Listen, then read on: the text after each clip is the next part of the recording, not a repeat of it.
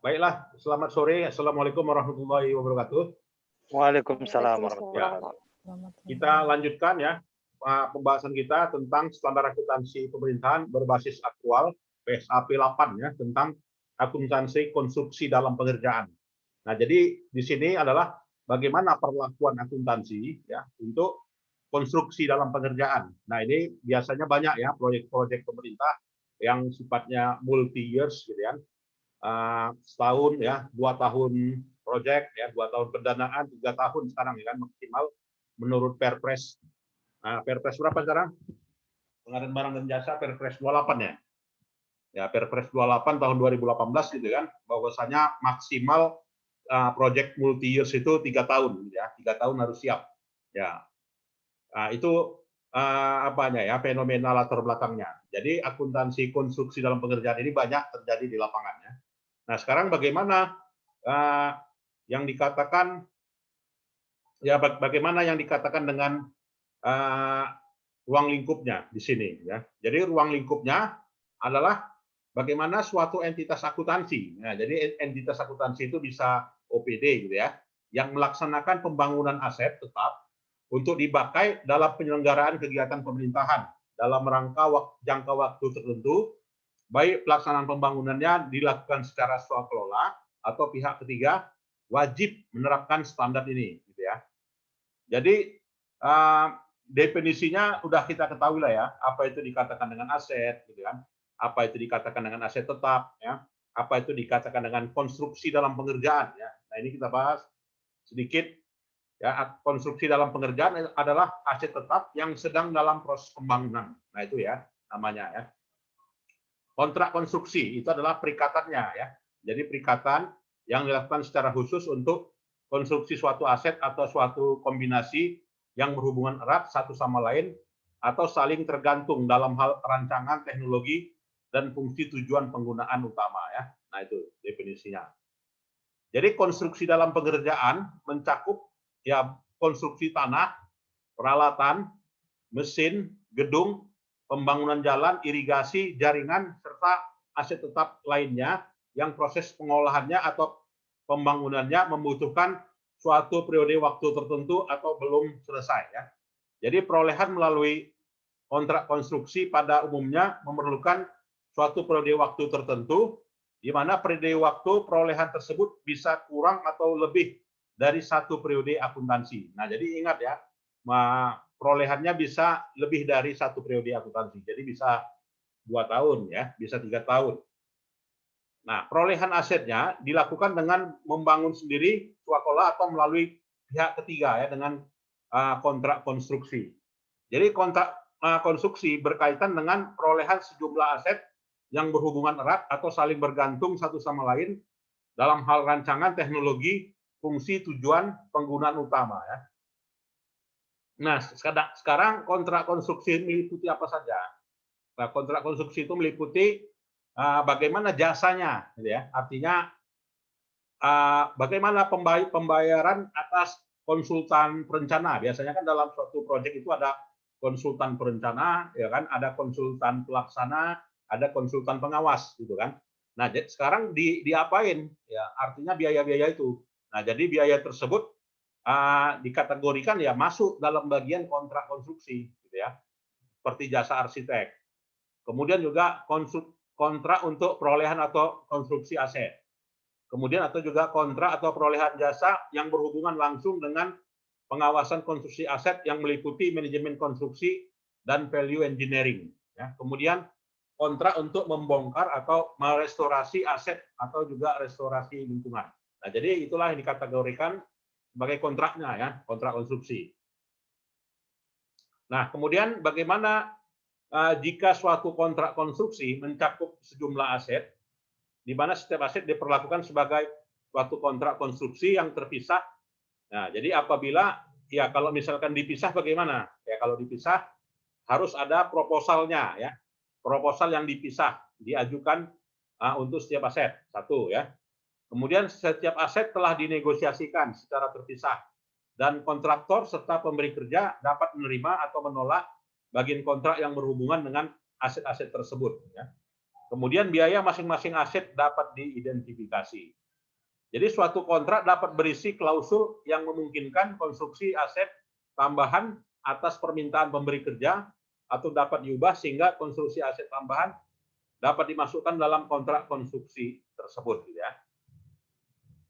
Nah, bagaimana pengakuan konstruksi dalam pekerjaan? Nah, jadi kalau katanya recognition-nya, pengakuannya 3 syarat. Gitu ya. Pertama, ya manfaat ekonomi di masa yang akan datang itu akan diperoleh, gitu ya. Kemudian ada biaya perolehannya bisa diukur, gitu ya. Kemudian juga aset itu masih dalam pengerjaan, gitu ya.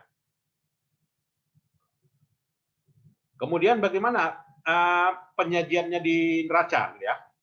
Artinya apakah masuk atau enggak, gitu ya. Nah, jadi konstruksi dalam pengerjaan dipindahkan ke pos aset tetap. Nah, jadi masuk ya, masuk ke kategori aset tetap. Tapi ada syaratnya. Ya, jadi masuk ke neraca ya. Jadi ada konstruksi dalam pekerjaan, artinya masih 70% jembatan gitu ya. Tanggal 31 Desember masih setengah jembatannya. Nah, jadi diakui enggak ya? Masuk gitu ya. Jadi masuk kepada pos aset ya. Jadi di paragraf 16 ya. Kalau ditanya orang, paragraf berapa itu? Paragraf 16 ya. Konstruksi secara substansi telah selesai dikerjakan gitu ya. Kemudian juga dapat memberikan manfaat sesuai dengan tujuan diperoleh. Nah, kalau misalnya kategorinya masuk aset tetap atau juga tidak masuk aset tetap ya. Nah, bagaimana pengukurannya ya? Jadi pengukurannya diakui sebesar biaya perolehan. Jadi kalau katanya diakui sebesar biaya perolehan, berarti biaya-biaya konsultan tadi masuk ya, dikapitalisir ya menjadi biaya perolehan. Nah, jadi biayanya apa saja itu? Nah, jadi biayanya menurut PSAP bisa dibagi dua gitu ya. Artinya biaya yang berhubungan langsung, biaya yang berhubungan yang bersifat umum ya, artinya tidak langsung. Jadi kalau yang bersifat langsung apa aja? Ya biaya pekerja lapangan, biaya bahan ya, biaya pemindahan sarana ya, biaya sewa, biaya rancangan dan bantuan teknis ya.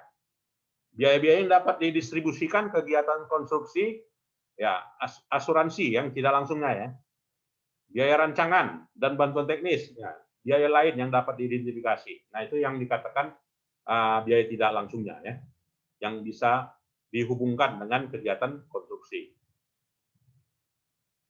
Nah, nilai konstruksi yang dikerjakan oleh kontraktor melalui kontrak konstruksi meliputi ya termin yang sudah dibayarkan kepada kontraktor, kemudian kewajiban yang harus dibayar kepada kontraktor, kemudian pembayaran klaim kepada kontraktor, kemudian kontraktor meliputi kontraktor utama dan kontraktor lainnya. Ya, pembayaran atas kontrak konstruksi pada umumnya dilakukan secara bertahap ya berdasarkan tingkat penyelesaian konstruksi ya. Setiap pembayaran dilakukan dicatat sebagai penambah nilai konstruksi. Itu ya. Ya, kemudian juga bagaimana pengungkapannya? Jadi apa saja yang diungkapkan?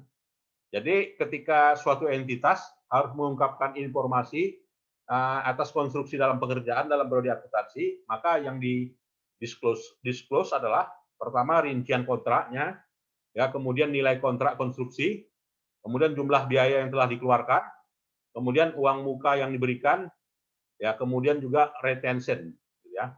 Jadi retention tersebut biasanya pengembalian ya, gitu ya.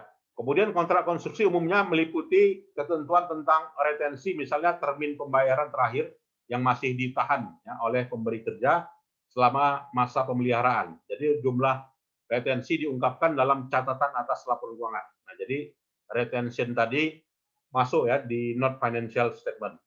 Ini itu ya. Aset dapat dibiayai dari sumber dana tertentu dan pencantuman sumber dana yang dimaksudkan memberi gambaran sumber dana dan penyerapannya sampai pada tanggal tertentu ya. Nah, itu yang dikatakan dengan apa ya? Akuntansi kontrak konstruksi ya. Mulai dari 2010 sudah berlaku ya ini. Kira-kira ada yang kita diskusikan, silakan adik-adik sekalian.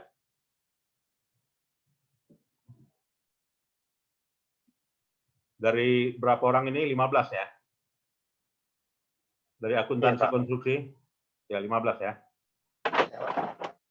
Kira-kira ada yang mau kita diskusikan? Untuk tugasnya gimana kemarin? Ada masalah?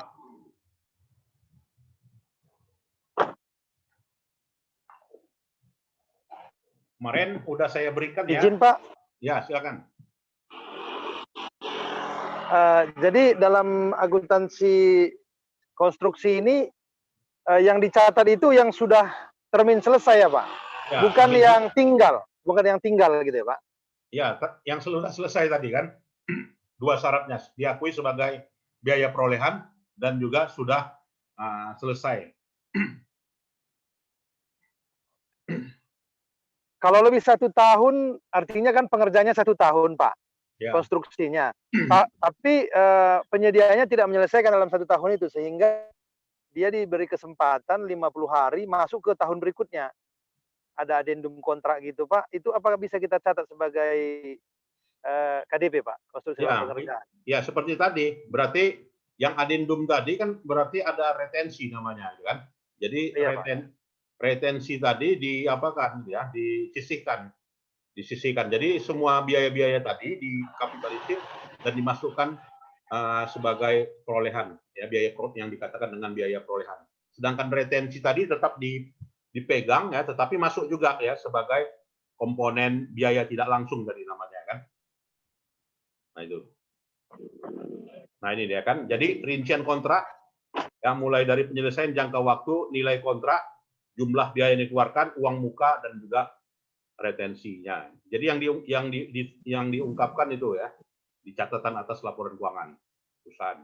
Nah di catatan atas laporan keuangan Pemkap ya yang bersangkutan. Itu dia. Untuk tugasnya gimana papernya? Ada yang kendala?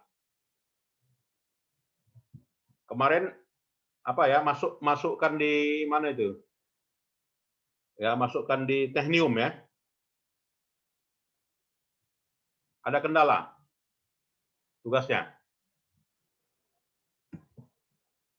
Silakan.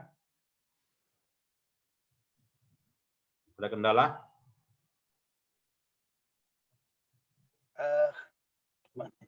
Iya, apa kan kendalanya itu Pak? Karena ada dibalas sama Prof itu. Ya, ada dibalasnya ya. Mungkin penulisannya yang dia kurang ini Pak. Ya, Iya, jadi Pak. tolong disesuaikanlah dengan format jurnal ya. Tolong disesuaikan dengan format jurnal. Nanti boleh dikirim ya ke saya ya, ke Google Classroom ya Pak ya. Pak Rahmat ya. Siapa? Nah, papernya tolong dikirim. Jadi ada 7 ya kemarin ya. Iya. Ada 7 ya. Oke, dan nanti dikirim ke saya dan saya koreksi ya. Via WA boleh, via Google Classroom juga boleh. Siap, Pak, siap. Oke ya. Baiklah, Siap, ada Pak, lagi? siap. Ya, kalau tidak ada itu aja ya. Jadi kita nggak usah